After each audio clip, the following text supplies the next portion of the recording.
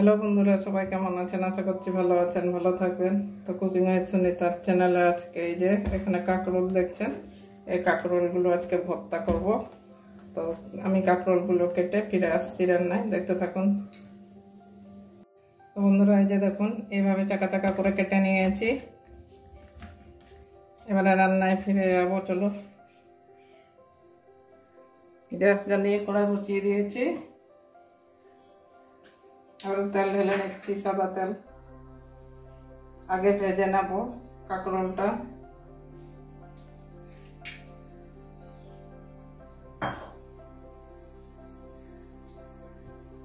তেল গরম হয়ে গেছে, এবারে কাঁকরোল দিয়ে দিচ্ছি, ভেজে নেব আগে।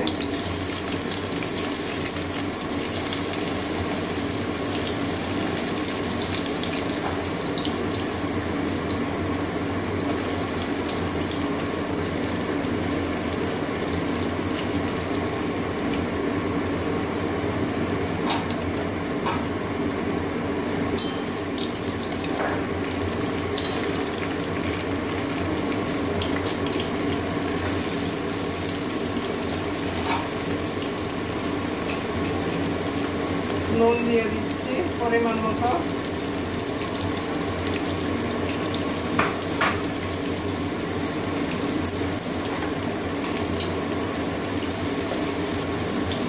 হলুদ দিয়ে দিচ্ছি একটু।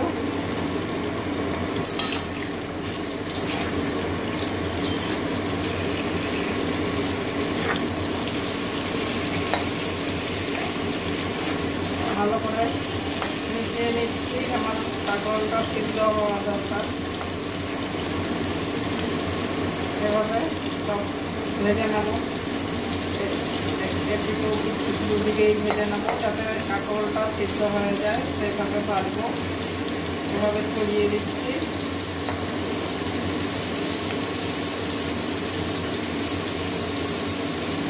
এবারে বড় একটা ঢাকনা দিয়ে ঢেকে দেবো যাতে তাড়াতাড়ি সিদ্ধ হয়ে যায়। বড় ঢাকনা দিয়ে যতক্ষণ সিদ্ধ হচ্ছে না ততক্ষণ ঢাকা দিয়ে রাখবো।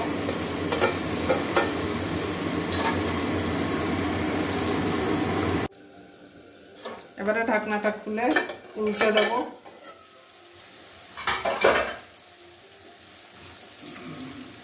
অনেকটাই সিদ্ধ হয়ে গেছে, ঢাকা দিয়ে দেওয়া ছিল, এই যে সিদ্ধ হয়ে গেছে, ভেঙে যাচ্ছে যদিও। তো তাও উল্টে দিচ্ছি, আরেক পিঠটা ভেজে নেব।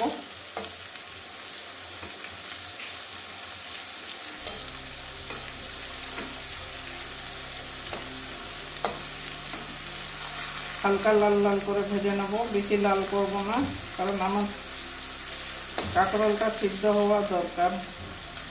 বেশি লাল লাল করে ভেজে লাভ নেই, কাঁকরোলের জলগুলো সব টেনে নেবে। তো সেরকম বেশি লাল করে ভাজবো না, হালকা ভেজে নেব, কাঁকরোলটা যাতে সিদ্ধ হয় সেভাবে ভাজবো।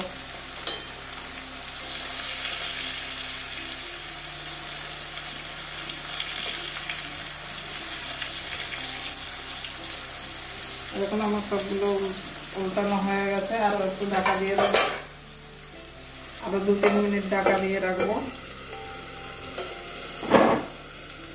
তাহলেই আমার কাঁকরোল সিদ্ধ হয়ে যাবে। আবারও 2-3 মিনিট করে চলে যাচ্ছি। এরকম লাল লাল করে ভাজা হয়ে গেছে, সব কাঁকরোলগুলো লাল লাল করে ভাজা হয়ে গেছে আর সিদ্ধ হয়ে গেছে। এই যে দেখুন, একদম ভেঙে যাচ্ছে। এবারে তুলে নেব একটা প্লেটের মধ্যে। তেলটা বেশি দিয়েছি বন্ধুরা, যাতে তাড়াতাড়ি ভাজা হয়ে যায়, সেই জন্য তেলটা বেশি দেওয়া হয়েছে। তেলটা কমিয়ে নেব, এরপরে আবারও কিছু জিনিস ভাজতে হবে।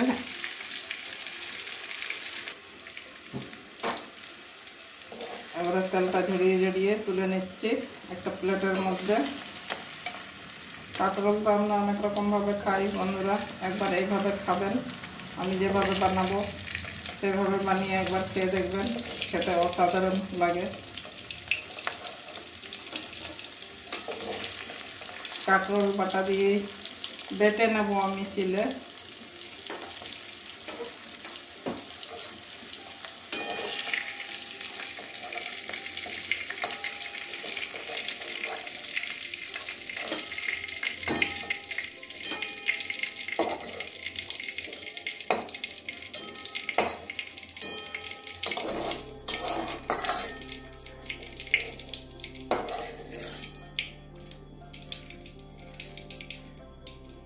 কাঁকরোলটা আমার তোলা হয়ে গেছে, এরপরে অন্য কিছু ভেজে নেব।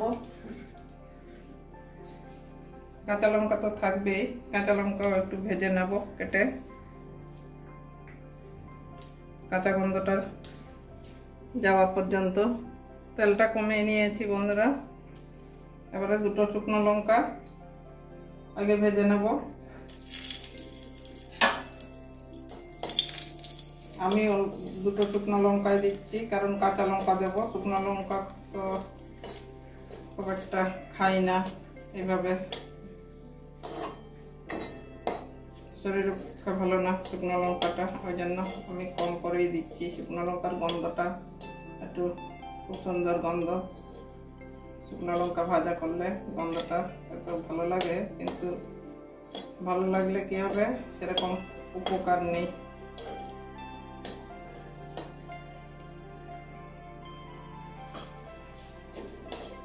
এবারে তুলে নিচ্ছি। শুকনো লঙ্কা ভাজা হয়ে গেছে আমার।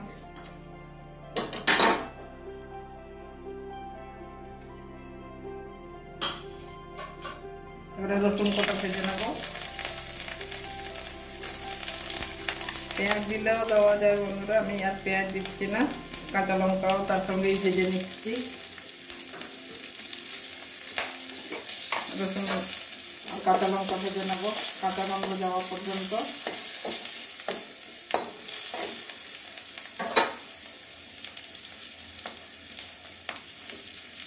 তখন কালো জিরে একটু দিয়ে দিচ্ছি, ভেজে নেব। ওই জন্য তেলটা কমিয়ে নিয়েছি যাতে তুলতে পারি।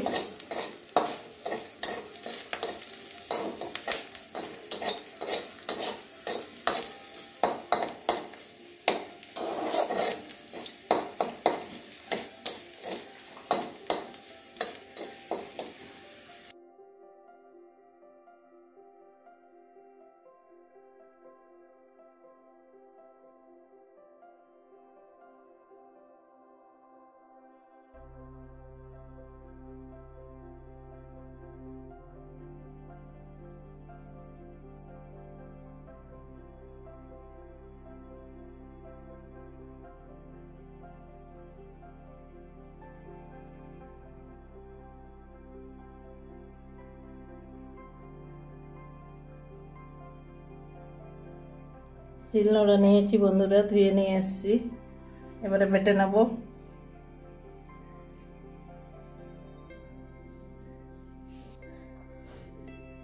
এবারে বেটে নেব।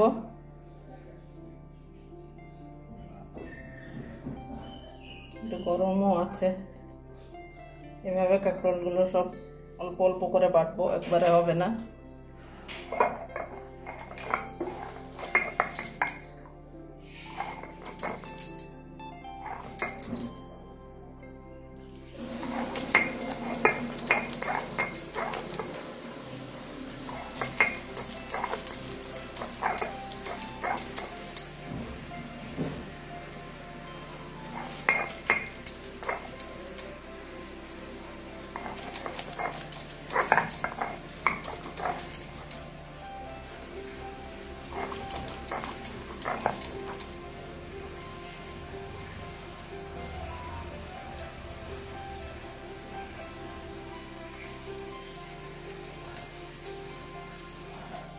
এইভাবে সব কাঁকরোলগুলো আমি বেটে নেব। এই দেখুন, এবারে আমার বাটা হয়ে গেছে। এবারে কাঁচা লঙ্কা, শুকনো লঙ্কা, রসুন সব এগুলো দিয়ে আরেকবার বেটে নেব।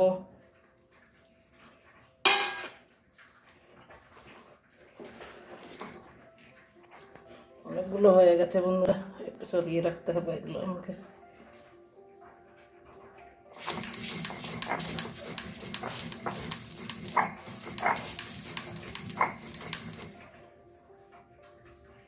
আঠা আঠা হয়ে গেছে।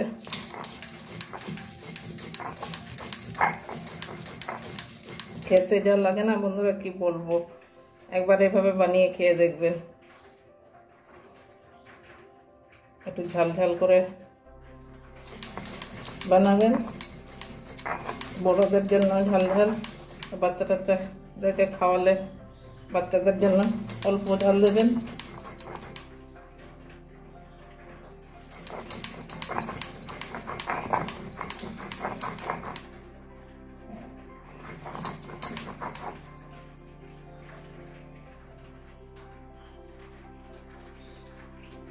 যা গন্ধ বেরিয়েছে না বন্ধুরা, কি বলবো। লঙ্কাগুলো একটু প্লেন করে বেটে নিতে হচ্ছে। কাঁকরোলটা আমার অনেকটাই হয়েছে, এবারে বাটা হয়ে গেছে, আর বাটবো না। এবারে সব শিলনোড়ার মধ্যেই মাখিয়ে নেব, কারণ অনেকগুলো হয়েছে আর বাটা যাচ্ছে না।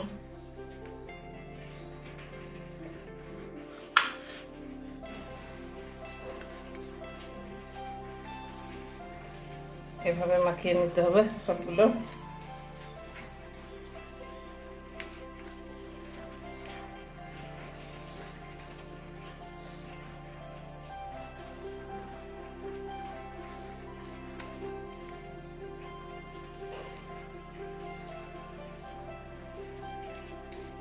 দেখুন মাখিয়ে নিয়েছি। চাইলে আপনারা কাঁচা তেলও দিতে পারেন, আমি আর কাঁচা তেল দেবো না, কারণ এই গন্ধটা যা সুন্দর বেরিয়েছে, কাঁচা তেল দিলে গন্ধটা অন্যরকম হয়ে যাবে, ওই জন্য আর কাঁচা তেল দেবো না। এবারে একটা বাটির মধ্যে তুলে দেখাচ্ছি। ওই দেখুন বন্ধুরা, এবারে একটা বাটির মধ্যে তুলে নিচ্ছি, আমার এক বাটি হয়েছে। আর আরেকটা কথা বন্ধুদেরকে বলি, আমি সব মানে 4টে কাঁকরোল দিইনি, 3টে কাঁকরোল দিয়েছি। 3টে কাঁকরোলই এতটা হয়েছে, 4টে দিলে আরও বেশি হয়ে যেত, আমরা অল্প মানুষ, ওই জন্য অল্প করে করেছি। এই দেখুন। তো আপনারা অবশ্যই একদিন বাড়িতে এভাবে বানিয়ে সবাই